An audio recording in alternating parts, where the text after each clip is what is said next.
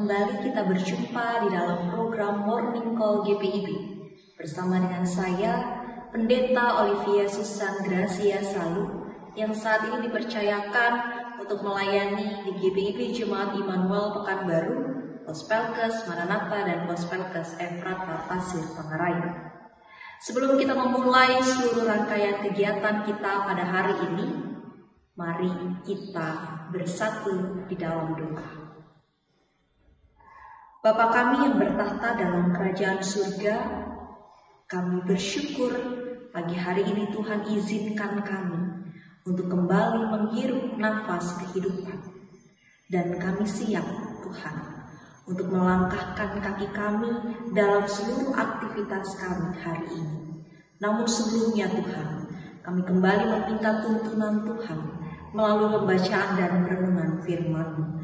Kiranya roh Allah yang memampukan kami untuk memahami firman Tuhan ini dan melakukannya dalam kehidupan kami. Dan untuk hamba-Mu yang Kau percayakan untuk memberitakan firman Tuhan ini, curahkan Roh Kudus-Mu ke dalam hati dan pikiran hamba-Mu ini, agar setiap perkataan yang boleh keluar dari mulut hamba-Mu ini, Tuhan berkenan atasnya. Berfirman-Lah ya Allah, karena kami umat-Mu siap untuk mendengarkan. Amin. Bapak Ibu Saudara yang dikasihi oleh Tuhan, kita akan memulai kegiatan kita pada hari ini dengan merenungkan firman Tuhan yang tertulis dari Wahyu pasalnya yang ke-21, ayatnya yang ke-22. Wahyu pasalnya yang ke-21, ayatnya yang ke-22 yang menyatakan, "Dan aku tidak melihat bait suci di dalamnya, sebab Allah, Tuhan yang Maha Kuasa, adalah bait sucinya. Demikian juga anak domba itu." Demikianlah pembacaan firman Tuhan. Saudara yang dikasihi oleh Tuhan, dalam perkembangan dan pertumbuhan kita sebagai gereja ataupun orang-orang Kristen saat ini, banyak orang hanya berfokus pada tampak luarnya saja. Maksudnya adalah kita hanya berfokus pada apa yang terlihat oleh kasat mata. Saya ambil contoh, dalam perkembangan atau pertumbuhan kita saat ini, kita berfokus pada bagaimana kita bisa membangun gereja lebih bagus lagi, lebih tinggi lagi, bahkan lebih indah lagi.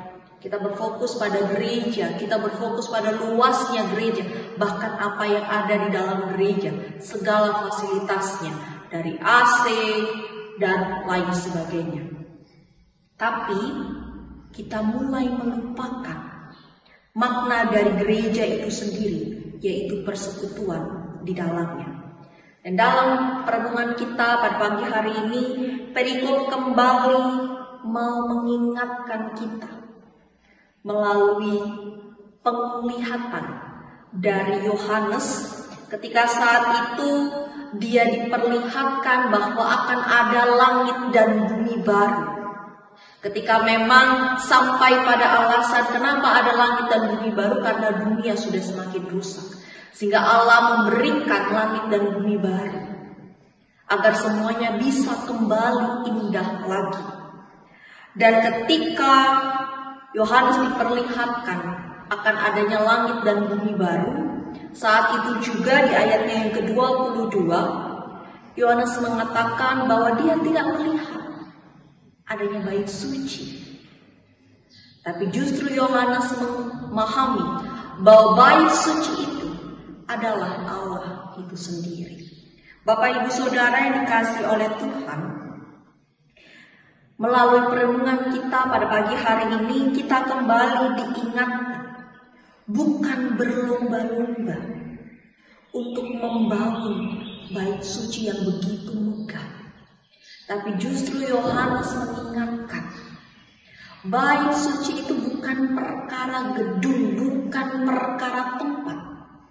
Tapi ketika Allah itu hadir dalam persekutuan orang percaya, di situ adalah makna dari bait suci itu tersebut.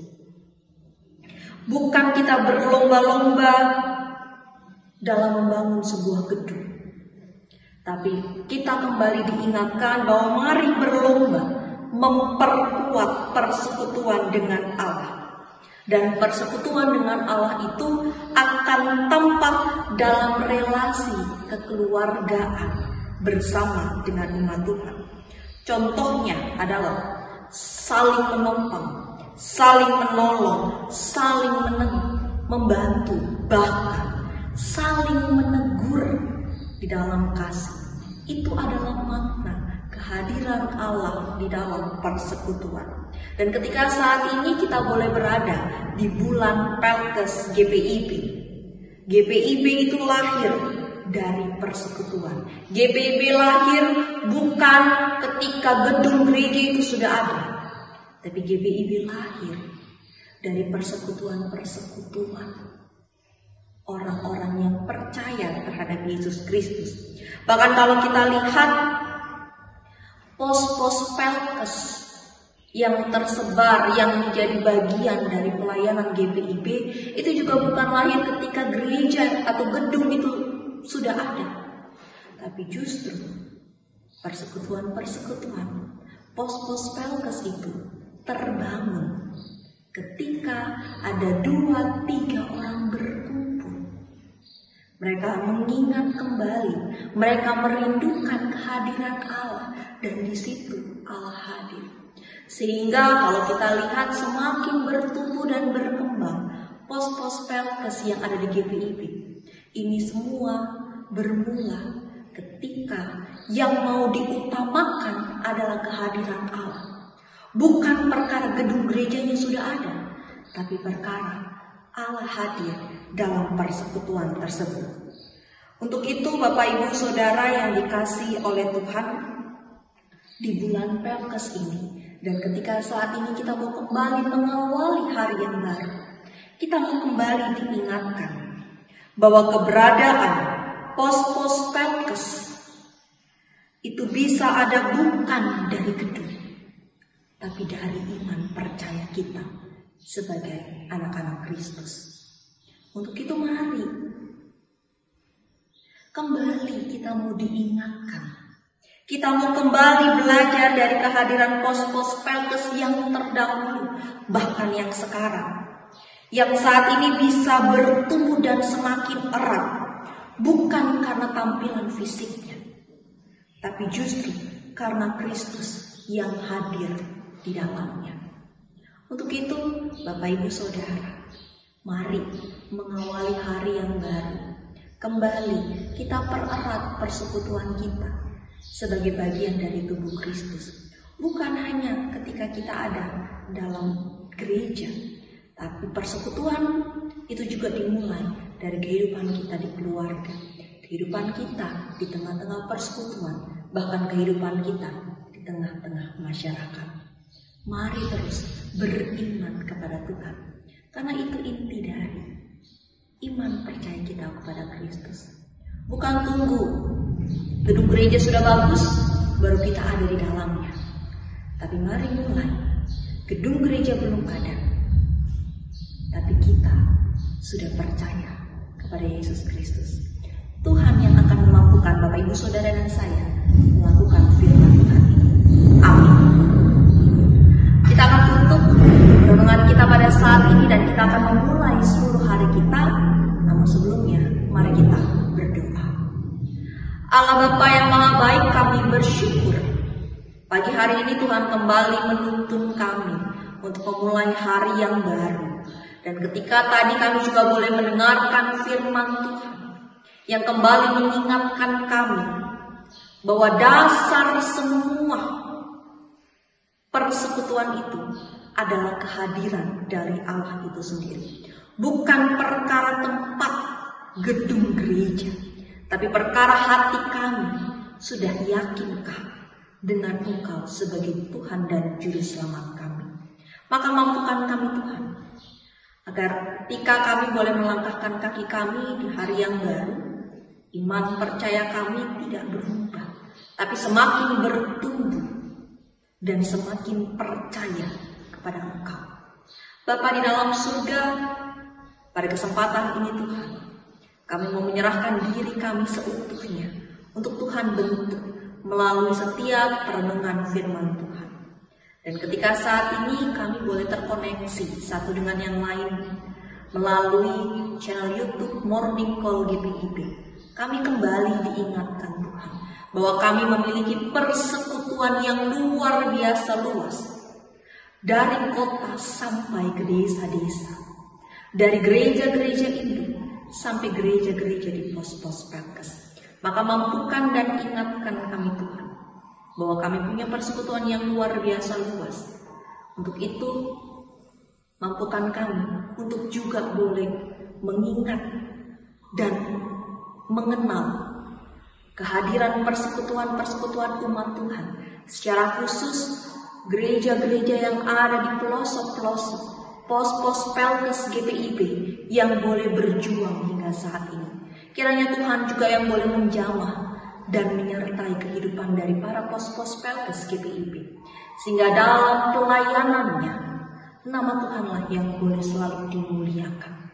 Bapa di dalam surga, untuk itu Tuhan kami juga mau menyerahkan kehidupan kami dalam satu rangkaian hari ini.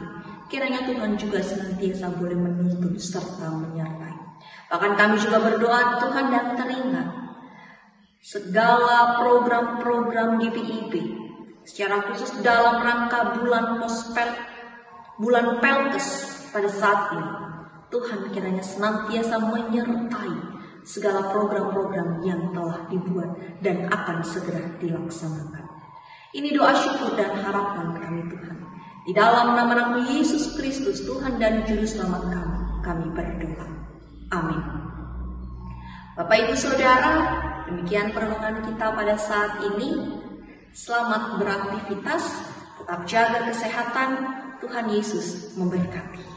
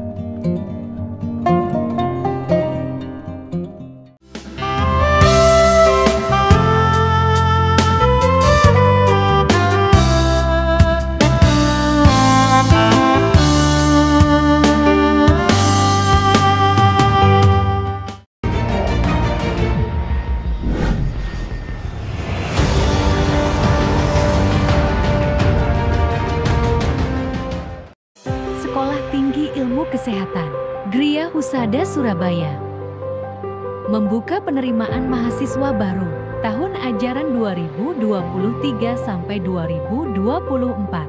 Sekolah Tinggi Ilmu Kesehatan Gria Husada terakreditasi BAN PTB dengan menawarkan 2 program studi, yaitu pertama, D3 Kebidanan, kedua, Administrasi Rumah Sakit. Ada juga fasilitas yang memadai seperti asrama putri, perpustakaan, gazebo dan hotspot area, dan masih banyak lagi. Pendaftaran gelombang pertama dibuka pada Desember 2022 sampai Februari 2023. Gelombang kedua dibuka pada Maret 2023 sampai Mei 2023. Gelombang ketiga dibuka pada Juni 2023 sampai September 2023. Untuk informasi lebih lanjut dapat menghubungi